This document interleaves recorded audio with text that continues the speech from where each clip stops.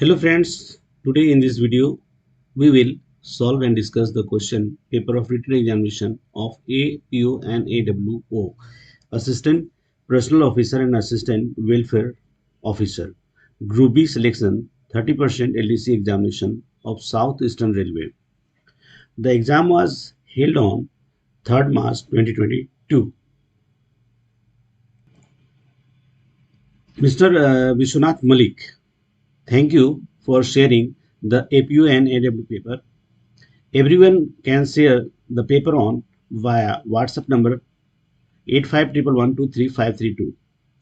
Question in this video, in this paper, question are moderate and easy. The paper has based on lots of facts.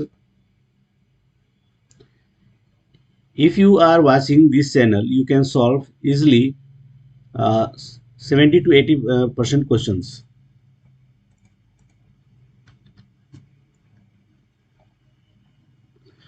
So let's start the process of increasing knowledge. In this part 1, we solve first 55 questions. तो चलिए हम और आप मिलकर अपने knowledge को enhance करते हैं, अपने लाइफ में वैल्यू ऐड करते हैं। अगर इस वीडियो से आपके जीवन में थोड़ा भी फर्क पड़ता है तो आप कमेंट और लाइक शेयर के बटन को सब्सक्राइब कर सकते हैं।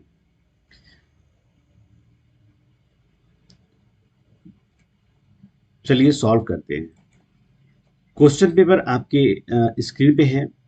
जो इंस्ट्रक्शन है ये काफ़ी इंपॉर्टेंट होते हैं, तो हर बार किसी भी एग्जाम में आप बैठते हैं इंस्ट्रक्शन आपके लिए पढ़ना ज़रूरी है। यहाँ 110 क्वेश्चन हैं, जिसमें से एक से लेकर 90 तक के क्वेश्चंस कंपलसरी हैं। 91 से 100 और 101 से लेकर 110 तक के दो ब्लॉक बनाए गए हैं, ब्लॉक 1 और ब्लॉक 2। इनमें से आप कोई भी एक को सॉल्व कर सकते हैं। नेगेटिव मार्किंग है 1/3 का डिडक्शन एवरी रॉन्ग आंसर के लिए, बाकी नॉर्मल है। ठीक है, क्वेश्चन पेपर की जो सीट है वो 1 to 7 सीट्स हैं, यानी कि 7 पेज के हैं ये टोटल। ठीक है, तो चलिए हम लोग सॉल्व करते हैं क्वेश्चन नंबर 1 से। क्वेश्चन नंबर 1 कहता है the maximum amount of study leave that can be sanction to railway employ other than IRMS officers is. तो IRMS ऑफिसर्स को 3 साल की मिलती है और नॉर्मली उनको छोड़ के जो है वो 2 साल के लिए मिलती है। ये यहाँ पे option B is the right answer. ठीक है, 24 महीने के लिए। क्वेश्चन नंबर 2 है when a railway employee under suspension dies before the disciplinary proceedings are instituted, the suspension period will be treated as duty. ठीक है, हमारा option D is the right answer. Question number 3 HRMS is designed and monitored by railway board, zonal railway, CRIS and RVNL. तो यहाँ पे जो option 3 number पे है CRIS is the right answer. चलिए question number 4 change of classification under HOER is approved by dash according to MSOP, यानी कि model schedule of powers 2018। Okay, A first है GM, second AGM, third PHOD concern and 4 PCPO। The right answer is 4 PCPO। Question number 5 dash is empowered to allow on request transfer of non-gazetted staff on out of turn basis। Option है 1 DRM, 2 PHOD, 3 GM and 4 PCPO। The right answer is GM, option 3। ठीक है,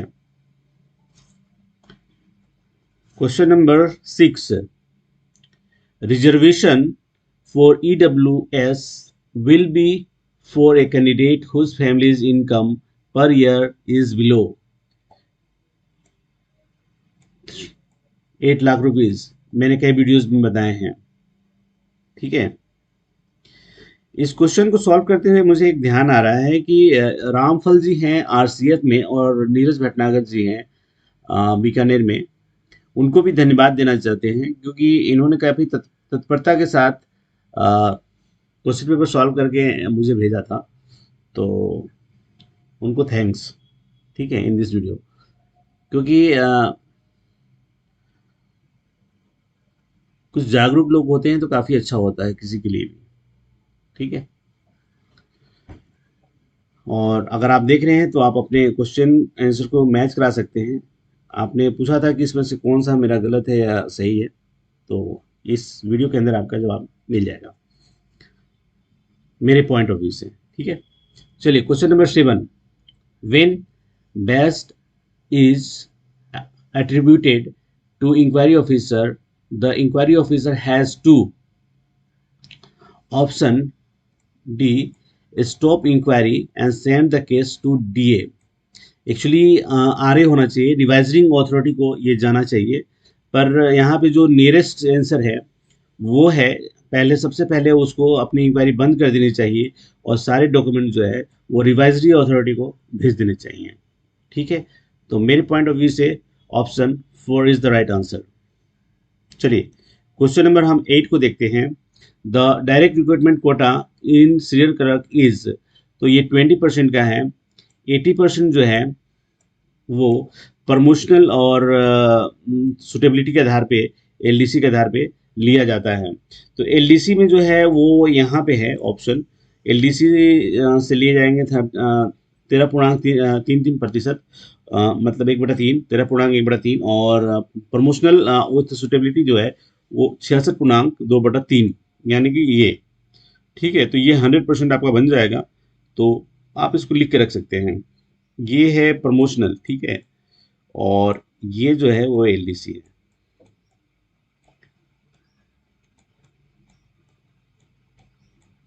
ठीक है। तो ये important है आपके सवाल। चलिए, और ये तो हमारा डीआर कोटा है, डायरेक्ट रिक्रूटमेंट, ठीक है। चलिए क्वेश्चन नंबर 9 को देखते हैं।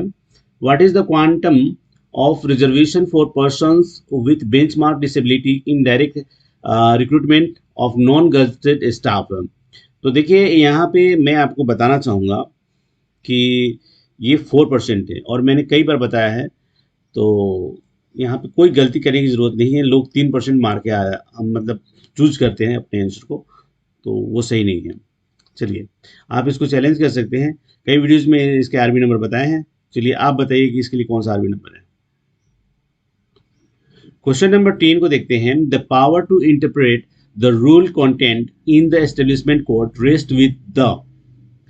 तो अगर आप पैरावाइज जाएंगे, नियमों की जो व्याख्या की शक्ति जो है, जो इस खंड यानी कि एस्टेब्लिशमेंट कोड की बात कर रहे हैं, तो उसकी शक्ति जो है वो राष्ट्रपति के पास है।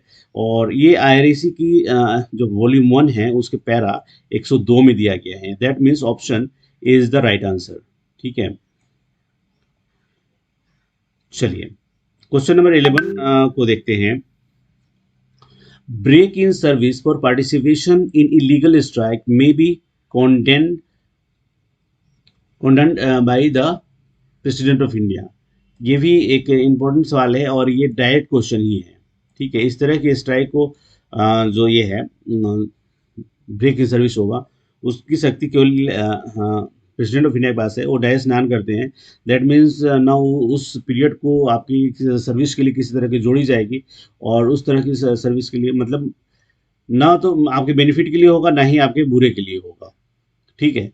ये इस सेंटेंस और इस क्वेश्चन के अंदर यही है, ठीक है।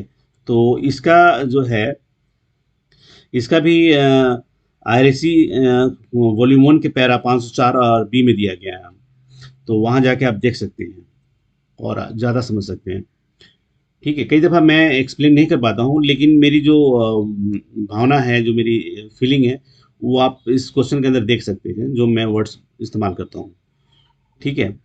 चलिए क्वेश्चन नंबर 12 को देखते हैं। Which penalty is not recorded in the service sheet. कौन सी पेनल्टी है जो सर्विस शीट के अंदर रिकॉर्ड नहीं की जाती है। तो wording is the right answer, जो 3rd नंबर पे है, ठीक है। बाकी इसको आपकी सर्विस शीट में एंट्री करनी पड़ती है, ताकि आपको जब प्रमोशन मिले या कुछ भी हो तो वो सारी चीज़ें देखा जा सके। ठीक है। क्वेश्चन नंबर 13 है, what would be the correct procedure when the charge sheet is found to be defected. तो पहला है कि उसको रीजन के साथ आप या मतलब पहले तो उसको ये कर दीजिए, ड्रॉप कर दीजिए। ठीक है। और उसके बाद जो प्रोसीजर है वो करना है। तो यहाँ पे जो ऑप्शन है, चलिए पढ़ के देखते हैं।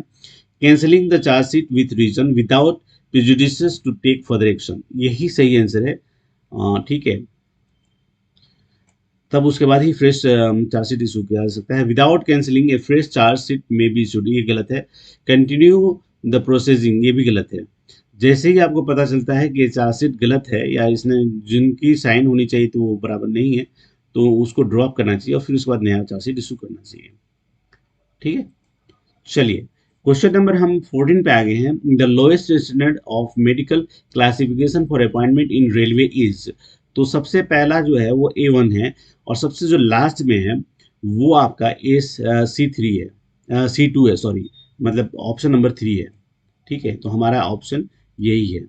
ठीक है। अगर आप इसको देखना चाहें तो इंडियन रेलवे एस्टेब्लिशमेंट वॉल्यूम 1 के पैरा 104 में शायद मेरे ख्याल से बताया गया है। ठीक है। और इंडियन रेलवे मेडिकल ये है, कोड है, उसके अंदर भी इसका जिक्र किया गया है, तो वहाँ भी जाके आप देख सकते हैं। क्वेश्चन नंबर 15 है, the probation period on recruitment grade in railway is. तो ये 2 इयर्स का होता है सभी ग्रेडों के लिए। तो option B is the right answer, मतलब 2 नंबर, 2 इयर्स। ठीक है। चलिए क्वेश्चन नंबर 16 को देखते हैं। The fee prescribe for obtaining information from PIO under RTI 2005 is 10 rupees. ठीक है। Option 2 is the right answer, 10 rupees. Question number 17 है, best among the failed candidate may be given ad hoc promotion if she score percentage marks in the written examination। तो option B 20% best among के लिए है, तो सही answer यही है। Question number 18 है, minimum qualifying mark for ST/SC candidate in non selection post is. Minimum qualifying marks for ST/SC in non selection post is 40%। Option B is the right answer. चलिए question number हम 19 को देखते हैं।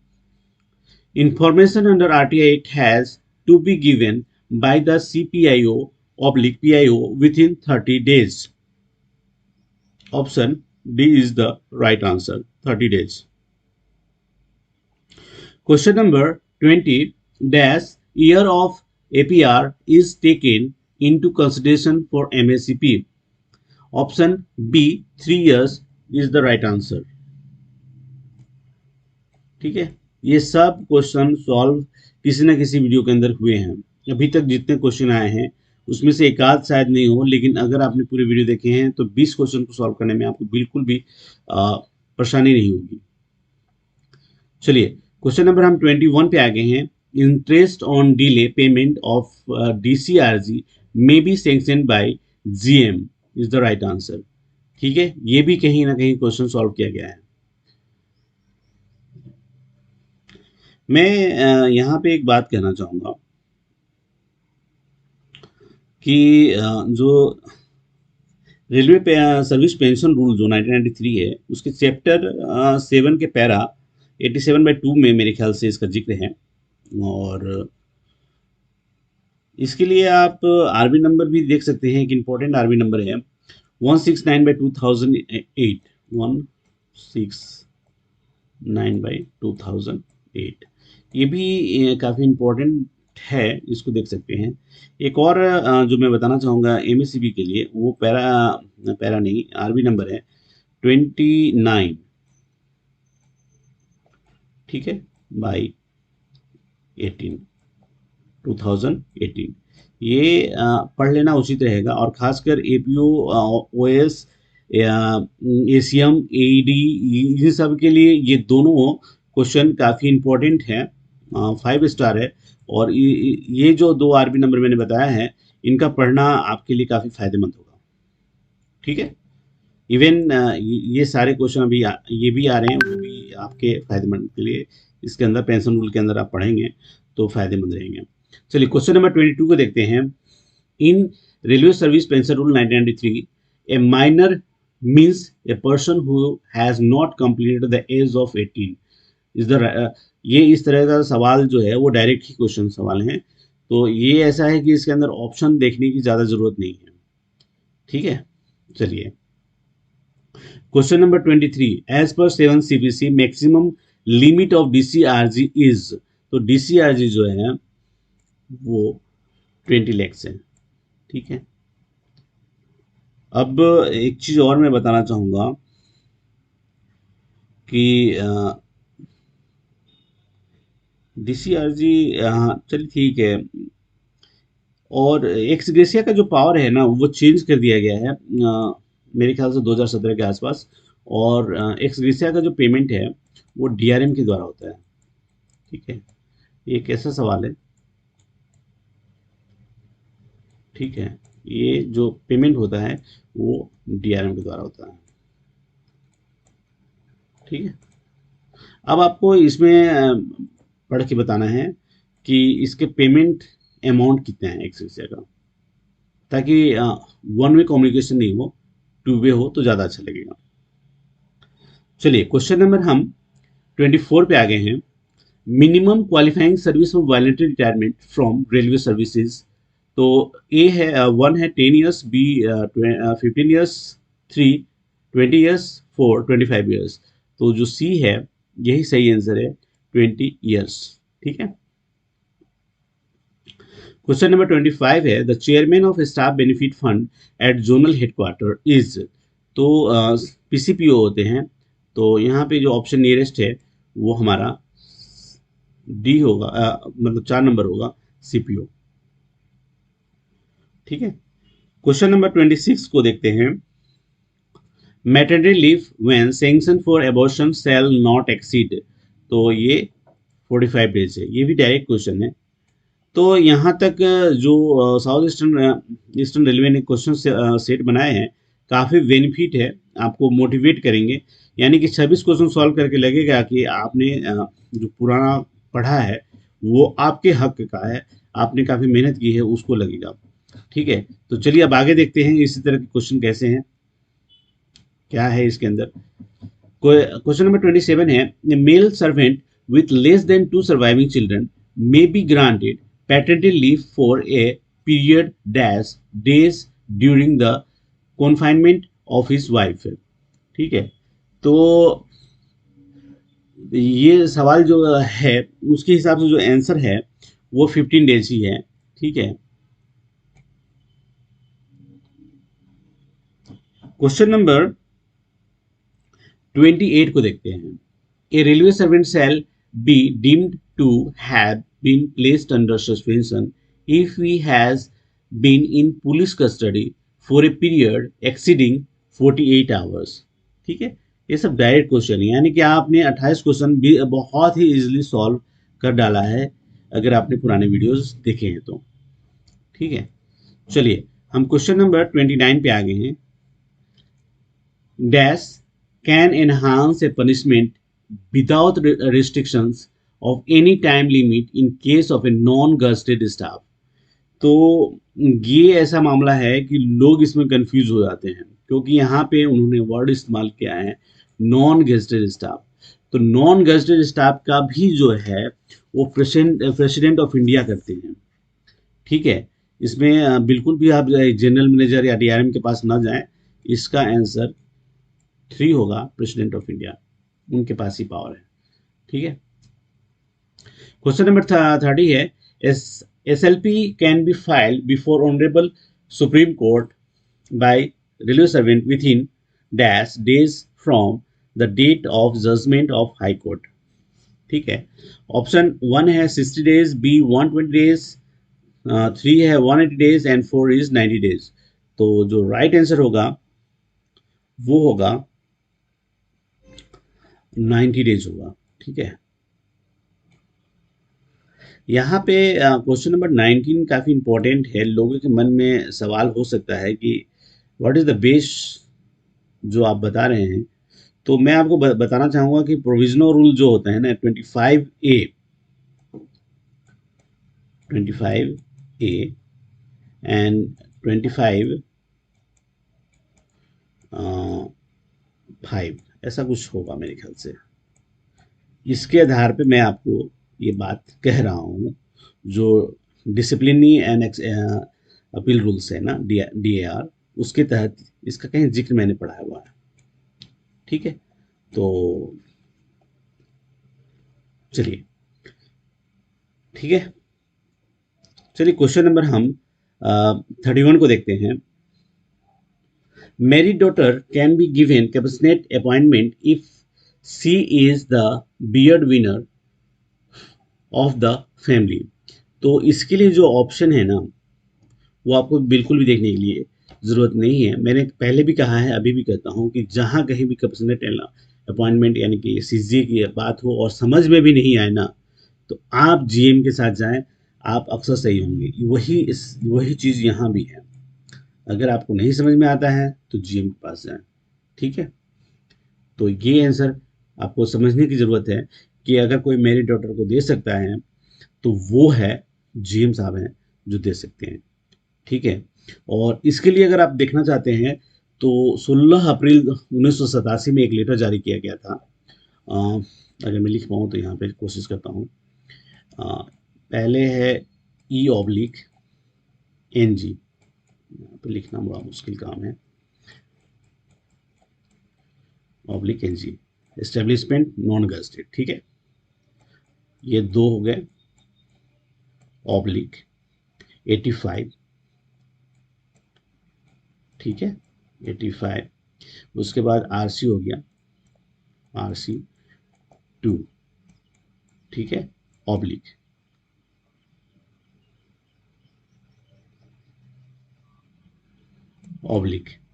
ठीक है, oblique ये हो गया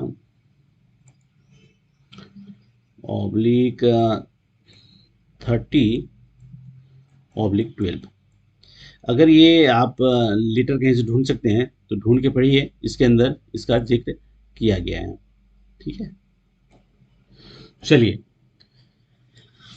क्वेश्चन नंबर हम 32 को देखते हैं। Dash the minimum period for which an employee must work under the controlling officer for generation of APR। तो 90 दिन कम से कम काम करना पड़ता है किसी ऑफिसर के अंदर, तब वो APR भर सकते हैं, फिलअप कर सकते हैं और जनरेट कर सकते हैं। तो that means option B is the right answer, 3 months। ठीक है, तो यहाँ पे ये सही है। 33 को देखते हैं। Inter railway transfer of a senior supervisor posted in the division is with in the competence of. तो डिवीजन के अंदर जब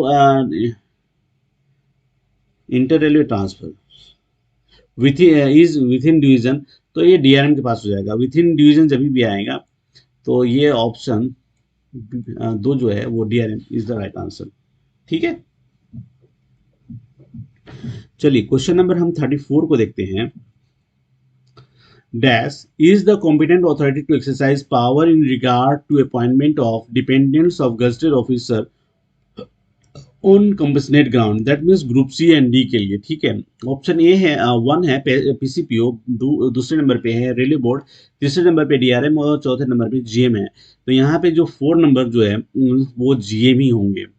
तो ये एक्चुअली समझने वाली बात है कि गजटेड ऑफिसर के लिए जो भी उनके फैमिली के लिए CGA कंपैशनेट अपॉइंटमेंट करने की करवाई है, वो सारे सारे GM के द्वारा होते हैं। ठीक है, ग्रुप C D के लिए दोनों के लिए ही, यहाँ पे DRM को पावर नहीं। चलिए क्वेश्चन नंबर हम 35 को देखते हैं। Annual quota for recruitment against cultural quota in group C for each zonal railway is dash है, ऑप्शन है 1 2 पर रेलवे, ऑप्शन 2 4 पर रेलवे, ऑप्शन 3 6 पर रेलवे एंड 4 ऑप्शन 8 पर रेलवे। ये बहुत बार क्वेश्चन आ चुका है और ऑप्शन ए जो है वो इसका सही आंसर होगा, 2 पर रेलवे। ओके, इसके लिए आप मास्टर सर्कुलर 7 को देख सकते हैं, ठीक है, और वो लेटेस्ट देखें, ताकि ओल्ड देखेंगे तो उसमें आप कंफ्यूज होंगे। उसमें मेरे ख्याल से 4 शायद दिया हुआ है, या जो भी दिया हो मुझे ध्यान नहीं है। तो लेकिन लेटेस्ट में जो है वो 2 दिया हुआ है, ठीक है। चलिए क्वेश्चन नंबर 36 को देखते हैं। Manpower planning stand for. तो एक्चुअली मैन पावर है क्या है? Manpower planning is a process which aims to have the right number of staff at right place which with right type of skill at a right time to enable the organization to achieve. It is a short term or a long term goals. Okay, in other works manpower planning is the system which ensure the manpower ability at a given point of time. ठीक है, तो अब option को देखते हैं। 1 है cadre management, दूसरा है एचआर पॉलिसी, तीसरा है right man in the right place and 4 is all of the above. तो जो डिफिनेशन है वो तीनों को कवर करता है। और अगर आप एपीओ बनने जा रहे हैं तो आपको पता होगा कि कैडर मैनेजमेंट क्या होता है, एचआर पॉलिसी क्या होती है और right man to right place क्या होता है। तो ये भी all of the above is the right answer. और मेरा जो ट्रिक है आपको बताता हूँ कि जब भी आप ऑल ऑफ द अबव देखें तो आप जा सकते हैं। कभी कभार ही 1-8% गलत होने के चांसेस हैं, बाकी 99% इज द राइट आंसर। चलिए क्वेश्चन नंबर 37 को देखता हूँ। विच of the following is not permitted in mutual transfer.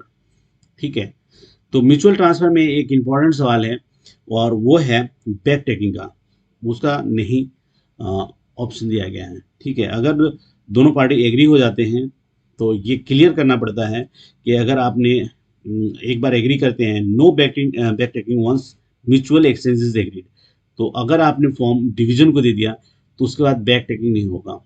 ठीक है, अगर आपके यूनिट में पड़ा हुआ है और वहाँ से आप वापस ले जाते हैं तो नो प्रॉब्लम, क्योंकि डिवीजन में आने के बाद आपको वो फॉर्म जो है वो दूसरे डिवीजन को भेजा जाएगा with the permission of branch officer, और फिर उसमें कोई चेंजेस नहीं होंगे। तो आप इसके लिए आरबी नंबर 8/2018 देख सकते हैं। ठीक है, बहुत सारे लोग लगाते हैं फिर पीछे से हट जाते हैं कि सर मुझे जाना नहीं है। क्यों नहीं जाना भाई? आपने रेलवे के मैन पावर का मिसयूज क्यों करते हो? तो पहले ही एक बार सोच लिया करो। तो मैंने आपको बताया आरबी नंबर 8/2019, इसके अलावा भी आरबी है, पर ये इसलिए मैं बता रहा हूँ कि इसके अंदर जो है ना कॉम्प्रिहेंसिव ट्रांसफ़र पॉलिसीज़ हैं। तो 8/2019 को आप अगर पढ़ लेते हैं तो ज़्यादा आपको पढ़ने की ज़रूरत नहीं होगी। और इसी के पैरा नंबर 4 के 5 या 6 नंबर पैरा पे या 4 नंबर पे, मेरे ख्याल से 4 पैरा के 4 में ही इसका जिक्र किया गया है या 5 में। ठीक है, तो उस पॉलिसीज़ को पढ़ना इंपॉर्टेंट रहेगा। ठीक है, चलिए हमने क्वेश्चन नंबर 37 को सॉल्व कर लिया। क्वेश्चन नंबर 38 है financial implication of restructuring is made form. तो जो इम्प्लीकेशन जो होते हैं ना, फाइनेंशियल इम्प्लीकेशन रिस्ट्रक्चरिंग के दौरान, वो आप किसी पोस्ट को सरेंडर करते हैं। रिस्ट्रक्चरिंग एक्चुअली बेसिकली होता क्या है ये इंपॉर्टेंट है। रिस्ट्रक्चरिंग जैसे एक पिरामिड की तरह होता है, आप समझो, लेकिन पिरामिड जो होता है वो इस तरह बना होता है। ठीक है, लेकिन अगर आप रिस्ट्रक्चरिंग का पिरामिड देखेंगे तो वो इस तरह बना रहेगा। ठीक है, अब आप इस तरह समझो कि यहाँ की चीज़ों को हटाना और ऊपर की चीज़ों को फिक्स करना, इसको रिस्ट्रक्चरिंग करते हैं। और इस चीज़ के लिए जो यहाँ पे ऑप्शन नंबर 3 है ना, by surrender from the respective cadres post, वो इंपॉर्टेंट है। दैट मीन्स एक एग्जाम्पल के तौर पे देखेंगे तो यहाँ पे जो जूनियर क्लर्क होगा उसकी पोस्ट को सरेंडर करेंगे, और यहाँ पे जो सीनियर क्लर्क या ओएस पे हैं, ओएस को चीफ ओएस बनाएंगे, और जो सीनियर क्लर्क हैं उनको ओएस बनाएंगे। लेकिन किसके बेस पे? ये जूनियर क्लर्क के बेस पे बनता है। हर 10 साल में ये रिस्ट्रक्चरिंग किया जा रहा है। ये रेलवे के स्टाफ और रेलवे की यूनियन को समझ में नहीं आता है कि ये रिस्ट्रिक्शन हम ले रहे हैं उसके बेनिफिट्स हैं या नुकसान है। ठीक है। और सरकार ये देती रहती है, लोग खुश होकर ये कर रहे हैं, लेकिन आपकी जो मैन पावर है वो कम हो रही है। इस बात को आपको समझने की जरूरत है। जैसे कि आपने 10 जूनियर क्लर्क को आपने अ, नीचे से ये किया, रिस्ट्रक्चर किया, और यहाँ पे जब जाएगा तो 10 की जगह ये 3 या 4 चीफ ओएस बनेंगे, या फिर आप मान के चलो 5 ओएस बनेंगे। ठीक है। तो इससे जो जो जो लोग एक जगह 10 काम करते थे वो 3 पे या 5 पे शिफ्ट हो जाएंगे। तो ये ऊपर की तरफ बढ़ता रहता है, यही मैं बताना चाह रहा हूँ आपसे। ठीक है। तो चलिए, क्वेश्चन नंबर हम 39 को देखते हैं। जीएम में consider.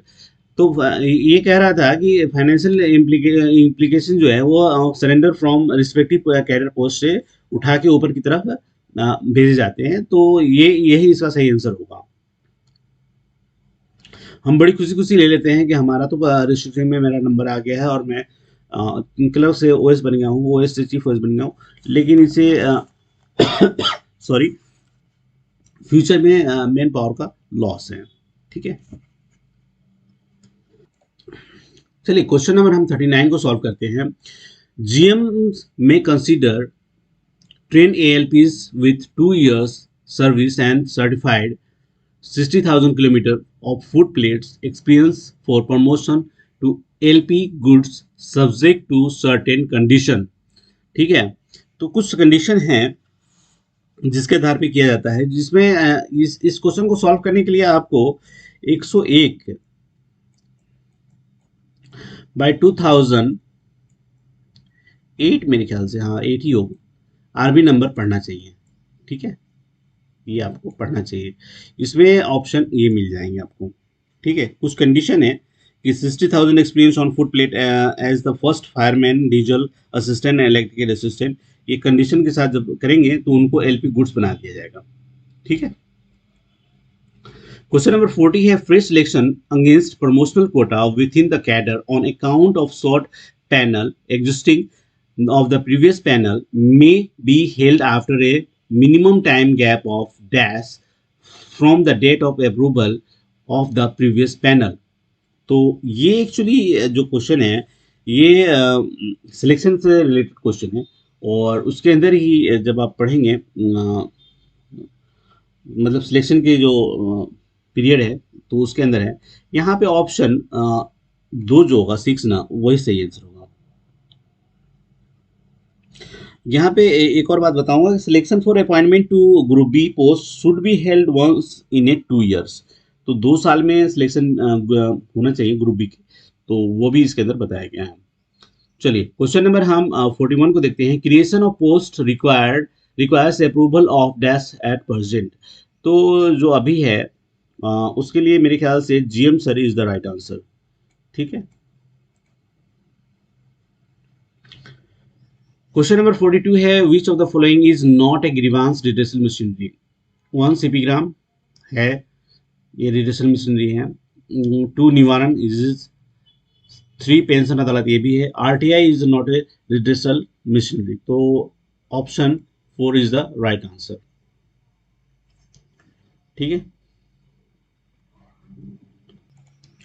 Question number 43. The children education allowance can be claimed for a maximum dash number of children except twins। तो यहाँ पे ऑप्शन बी जो है ना 2 इज द राइट आंसर। ठीक है। मैक्सिमम 2 बच्चों के लिए, 2 बच्चों के लिए किया जाता है। Question number 44. The competent authority to alter the date of birth of non gazetted employee is. Option 1 senior DPO, 2 PHOD concern, 3 PCPO and D DRM. जहाँ जो यहाँ ऑप्शन है उसके हिसाब से option 3 PCPO is the right answer. ठीक है। चलिए, question number 45. The amount of composite transfer grant admissible for transfer more than 20 kilometres will be dash a percentage of the basic पे। तो अभी भी जो है वो 80% है। अगर आप अंडमान निकोबार जाते हैं तो 100% मिलेगा। इस बाकी जगहों पे जाने पे आपको 80% मिलेंगे। क्वेश्चन नंबर 46 है एल से roster is applicable when total cadre strength is less than 15। ठीक है, ये डायरेक्ट क्वेश्चन है। बहुत सारे लोग मुझे 14 कहते हैं, मुझे समझ में नहीं आता, पर मुझे जो मैंने जो पढ़ा है उसके हिसाब से हमारा जो आंसर होगा वो 15 होगा। चलिए, इसमें कोई कंफ्यूजन नहीं, कोई डिस्कशन नहीं, कोई कुछ नहीं। ओके, चलिए क्वेश्चन नंबर हम 47 पे आ गए हैं। The present benchmark of grading in APR for MSCP is. तो एमएससीपी के लिए अभी जो प्रेजेंट बेंचमार्क है वो वेरी गुड है। तो option 3 is the right answer. ठीक है, चलिए question number 48 the minimum educational qualification for recruitment in railway is. तो अभी मैट्रिक और 10th pass is the right answer. Option B is the right answer. चलिए question number 49 joining time admissible in case of transport less than 1000 kilometre is. तो 10 days. Option A is the right answer. Option 1, यहाँ पे 1 2 3 दिया हुआ है, तो A B C D बोलने की आदत जो है वो कहीं नहीं है। So sorry for that. Question number 50 as per prevention of sexual harassment act the inquiry into the complaint has to be completed within 90 days. Okay, तो ये भी क्वेश्चन मैंने सॉल्व किया हुआ है। ये आप अगर पुराने वीडियोस देखे हैं तो आपको 55 में से आप मेरे ख्याल से 48 47 क्वेश्चन को इजीली सॉल्व कर सकते हैं। चलिए question number 51 in railway employ files a case in honourable CAT and lose the same he can file an appeal in High court.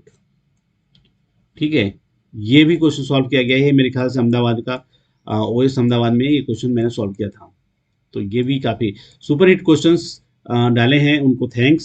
South eastern railway के क्वेश्चन जो जिन्होंने सेट किया है, जिस ऑफिसर ने सेट किया है, उनको काफ़ी थैंक्स देते हैं, क्योंकि ये क्वेश्चन इजी होने के साथ ही कॉम्प्लिकेशन से भरे हुए हैं। कन्फ्यूजन है आप लोगों को, इसके अंदर बहुत सारे लोगों को कन्फ्यूजन हो सकता है, नो डाउट, लेकिन क्वेश्चन काफ़ी उन्होंने बहुत ही अच्छे से उन्होंने सॉल्व किया हुआ है, मतलब जो सेट किया है, सॉल्व नहीं। ओके, चलिए क्वेश्चन नंबर 52 है work study cell is headed by. तो यहाँ पे बहुत सारे लोगों को जीएम लग सकता है, पर जो सही आंसर है वो एजीएम है, क्योंकि अगर कोई स्टडी वर्क स्टडी की जाती है तो उसकी जो अप्रूविंग अथॉरिटी जो है ना वो एजीएम होते हैं। ठीक है, तो वर्क स्टडी जो सेल है वो एजीएम के अंदर में काम करता है।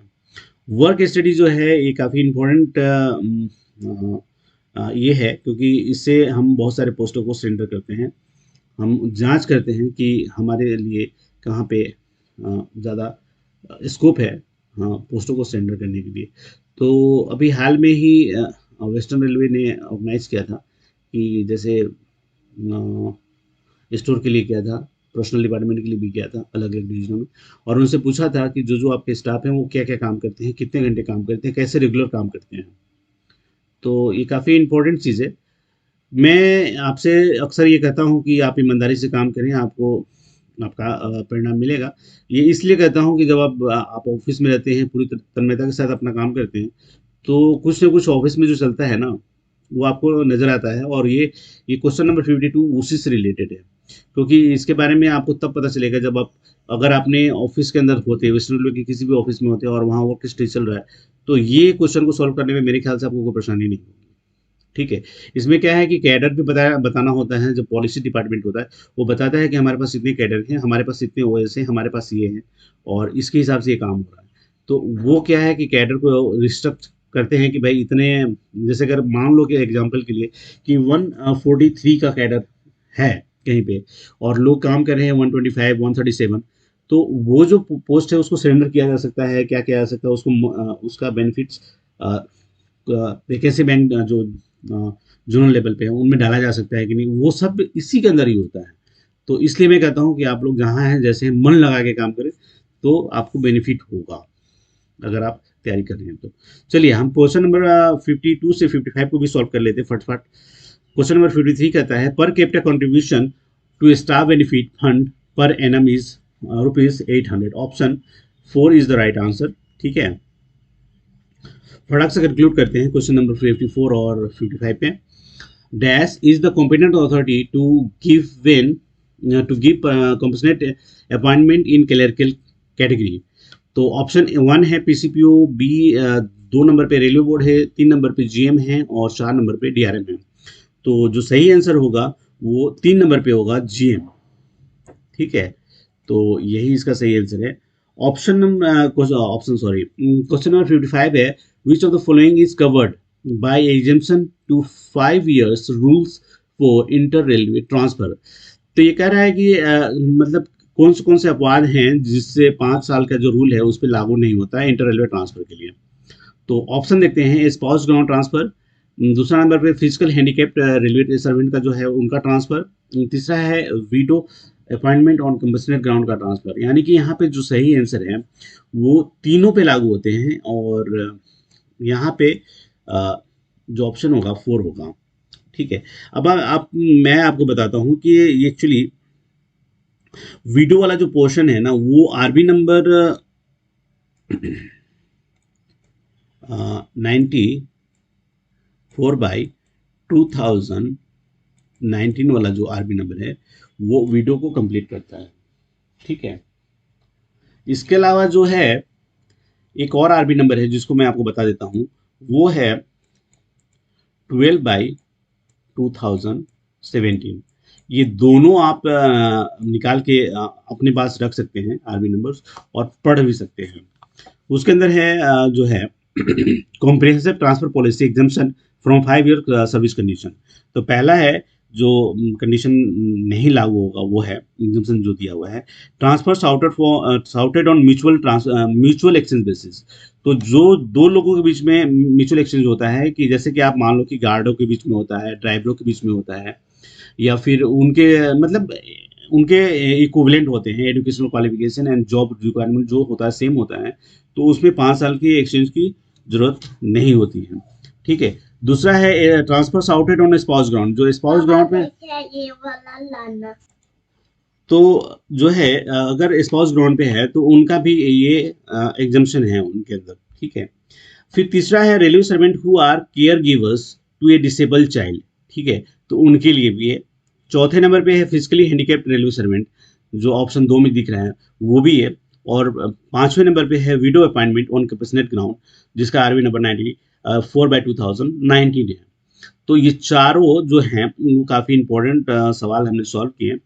ठीक है, तो मेरे ख्याल से मैंने 5 जो बता दिए हैं, एक बार रिवाइज कर लेते हैं। Transfer sought on mutual exchange basis, transfer sought on spouse ground, railway servant who are caregivers to a disabled child, and चौथे नंबर पे है physically handicapped railway servant, and 5 number पे है video appointment on compassionate ground. ये पांचों को जो है वो एग्जाम्पशन मिला हुआ है 5 ईयर से। ठीक है, तो आई होप कि हमने 55 क्वेश्चन काफ़ी अच्छी तरह से सॉल्व किया है। आपको अगर पसंद आता है तो लाइक कीजिएगा, सब्सक्राइब कीजिएगा, आई होप सो। और कमेंट आपको जो भी करना है प्लीज़ कीजिए। कुछ लोगों को हार्ट लाइक रिप्लाईज दूंगा first day of this video जब लाइव होता है, तो उस दिन के ही लिए। और बाकी इतने सारे वीडियोज हैं कि सारे में कमेंट करना मुश्किल है, तो इसी तरह बने रहिए, व्हाट्सअप करते रहिए। जब भी टाइम मिलेगा एक दूसरे लोगों को सब आपको कुछ ना कुछ जानकारियाँ देते रहेंगे, रिप्लाई करते रहेंगे। Thank you so much for watching.